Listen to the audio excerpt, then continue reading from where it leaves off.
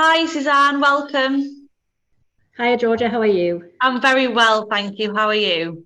I'm very good. Thank you very much. Brilliant. So, Suzanne, we've got you on today because you achieved a Best Newcomer Award at the 2022 Northeast Contact Centre Awards. And we just wanted to get a bit of a insider knowledge into your experience of that today. Is that all right? Yeah, absolutely fine. Fantastic. So, tell me a little bit about you and your role within the organisation. So I'm currently a contact centre team leader for the HR, government and payroll team at SSCL. We're based in the Neon building in Quorum. So I run a team of agents helping support them, dealing with very emotive calls because obviously payroll is quite an emotive Yeah. category to look after. So it's a lot of supporting them through those calls and obviously upskilling, coaching, mentoring, and making them the best they can be. Brilliant. So, what from your role inspired you to go forward for a nomination at the NECCAs? So it was actually me ops lead that approached us initially because it was a brand new category last year, the Newcomer of the Year. And I actually started with SSCL under COVID regulations. So it was a very unique experience coming in as a brand new team leader into a brand new company, without actually meeting anybody. Right. It was all done over Teams or over WhatsApp or Messenger. And when we actually read through the category, obviously she approached us and said, they've got this brand new category. I think you really fit into it.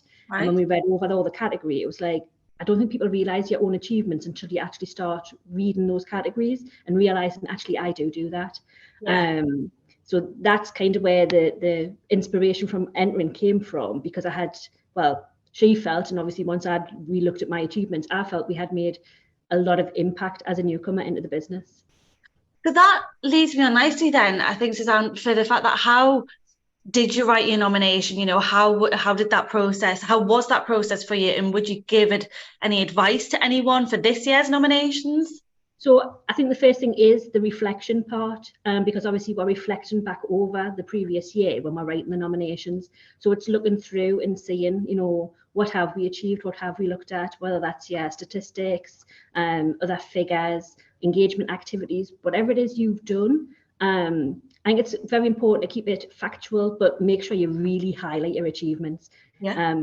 You've got to have a little bit of a brag file, if you will, and blow your own trumpet a little bit. I know that's not everybody's comfort zone, but this is your opportunity to be really recognised for who you are, what you do, and what you bring to like your team, your company, your organisation.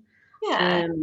I think one of the other things is it's really important to get somebody else to have a look at it, because you might have bypassed something that's just been your normal day job when actually it was a huge achievement. It was something completely out of your role, and somebody else may recognise that. So having them have a look at the nomination before it's submitted to add all those extra bits. Sort of that 360 feedback situation. Yeah, absolutely. Okay. So obviously you've written your nominations, you've got all that sorted, you feel like you're in control, but then you've got the judging process. So Yeah. that must have been a bit unique. Tell me about that. Who was involved? So when I first got the shortlist email, I was invited to a webinar. So Okay. I absolutely took up that opportunity to be in that webinar with a lot of the staff from the Northeast Contact Centre Awards. Brilliant. Because they really explained well what the expectation was, what we could expect going forward, to basically try to stay relaxed. We've already done really well to be shortlisted. We're Yeah. just now looking at expanding on our journey and kind of bringing that piece of paper to life, sitting opposite somebody. So I spent a lot of time with my ops leads and some of my other fellow team members, just discussing the nominations and how they would word things maybe. But all in all, when it came to the interview, I mean, I was very, very nervous, I'm not going to lie. But overall, it was like I had a guy called Dan. He was brilliant. He put us at ease straight away. And it was just a nice flowing conversation. I mean, the hour passed before I had realised it, because it was just that nice gentle flow, but it was just literally, it was bringing me to life, who I am, what I do, and the reason why I had been shortlisted. Brilliant. So you prepared by obviously learning from the webinar and speaking to the judges and doing all of that lovely, warm, relaxing, and then led you nicely into the actual judging situation. Where did you feel like it was a formal interview, or did you feel pretty chill and pretty relaxed about it?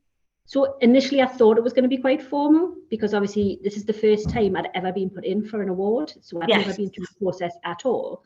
So initially I did think it was going to be quite formal, but like I say, once I got to speak to Dan, understand what was going on, it turned very natural. It became just me having a conversation with somebody else.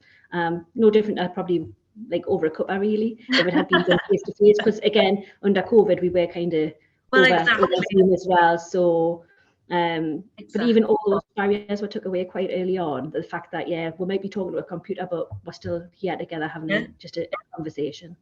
Exactly. And I mean, that must have been pretty exciting then for you to obviously go through that judging and then go to the awards evening, which was probably the first night out that everyone had in a little while.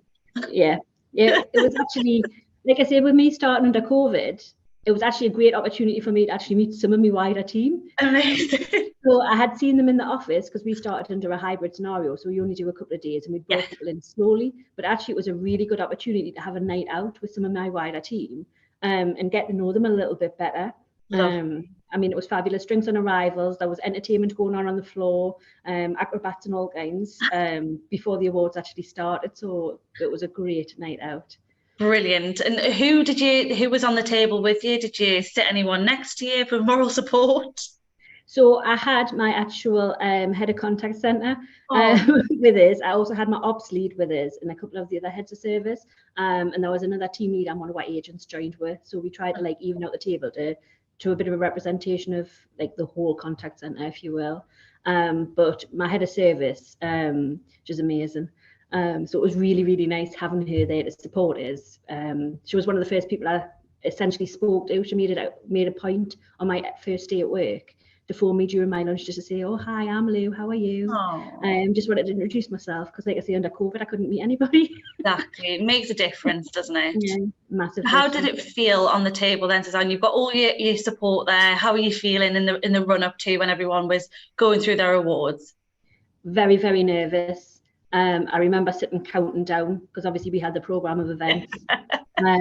Wondering if I should just, get it and wander off or because it was a lot of nerves because it had been a long time since we'd had the interviews to the actual night and the room was very, very full. And obviously most people in there have been shortlisted, so you're talking like the best of the best already sitting in that room.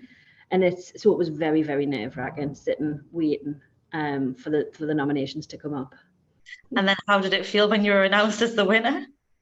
What was absolutely lovely and the biggest part of the memory I've got about the whole night is obviously they shouted out all the different names as we were going through these as being shortlisted and all the different tables were cheering as it was their turn. But the presenter actually had comments from the judge on the winner. So it was like before we announced the name, the judges have said and like read out like a list of things that had come from the interview. So to hear those things, not knowing it's you yet, and you're like, oh, this person sounds amazing. And then when my name was shouted, I mean, I just cried. It was really emotional. I was quite lucky. My sister works for a different company and they were there represented as well. So actually, as I cut across the dance floor to head to the stage to get up, my sister was waiting to give us a hug. Oh, that's lovely. And just those little things, it was like I had somebody like family there to share it with as well. Yeah. So it was amazing. Amazing, well done. So what does it mean to you? I think you've sort of went through it. It obviously means a lot, but to you and the organisation and obviously starting in COVID, which is a really tough start for anyone, and then to go on to win an award, what does that mean for you? It actually boosted us quite a lot. Helped us with my self-confidence quite a bit that, I am capable of doing this because it's, these judges think, I could do it and I have done it. It's helped within the organisation because it's shown that I can do and I want to do. So I've been progressing throughout that. They're helping support me to push me on further. I took a strong lead as a newcomer to make changes and implementations, and it's like continuing that journey on. What's next for us? What can I do next? And obviously the organisation in itself, absolutely over the moon because we also won another award as a company that night as well. So we were absolutely over the moon. And you did really well that night, yeah. Yeah, we did amazing. Well, brilliant. Well, thank you so much, Susan. I think we're obviously hoping to see you at the North East Contact Centre Awards in 2023, which would be super exciting. I know you've just had the UK's out the way, and congratulations for that as well. Sweeping the room everywhere you go. Yeah, like I say, UK's on Monday, and coming out with best team manager of the year is like amazing. So, and I think part of it did come from the confidence I gained from doing those initial Northeast ones, knowing that you can step forward and how to do the interviews and things like that. So I would recommend anybody who's thinking, should I? Absolutely, because you lose nothing by trying, and you can only gain like points to move forward and improve yourself anyway. Exactly. Couldn't have said it better myself. Thank you so much for your time, Susan. I really appreciate it. Yeah, very welcome.